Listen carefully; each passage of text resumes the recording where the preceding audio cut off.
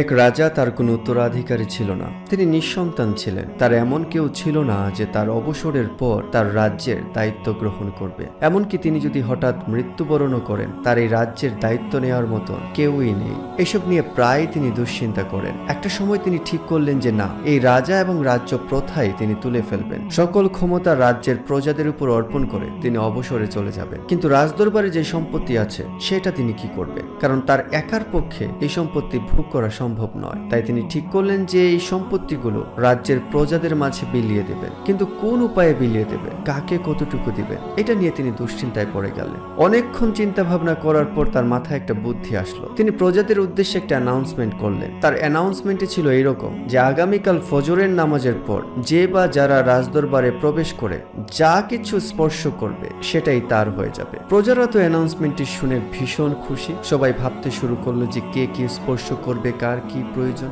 অনেকেই আছে রাতে ঘুমায়নি, অনেকেই আছে বাড়ি ছেড়ে রাজদরবারের পাশে গিয়ে ঘুমিয়েছে যাতে রাজদরবারে যেতে বিলম্ব না হয়। এক কৃষক তার ছেলেকে জিজ্ঞেস করেছিল যে বাবা, তুমিও তো আমাদের সাথে যাবে, আচ্ছা তোমার কি প্রয়োজন বলো, তুমি কি স্পর্শ করবে? ছেলে কোনো উত্তর না দিয়ে ঘুমিয়ে পড়লো। যথারীতি ফজরের আজান হলো, নামাজও শেষ হলো। সবাই রাজদরবারের উদ্দেশ্যে রওনা দিলেন। একে একে রাজদরবারে সবাই প্রবেশ করা শুরু করলেন। যার যা কিছু প্রয়োজন সেটা স্পর্শ করতে শুরু করলেন। ঘন্টা খানেক এরকম চলার পর সবাই একটা অবাক করা বিষয় খেয়াল করলো যে একটা ছেলে রাজাকে স্পর্শ করে বসে আছে।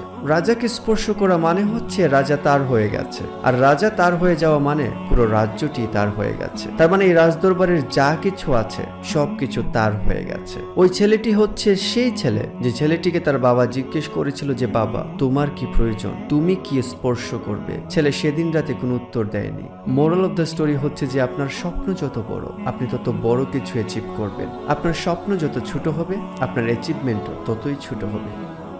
ধন্যবাদ।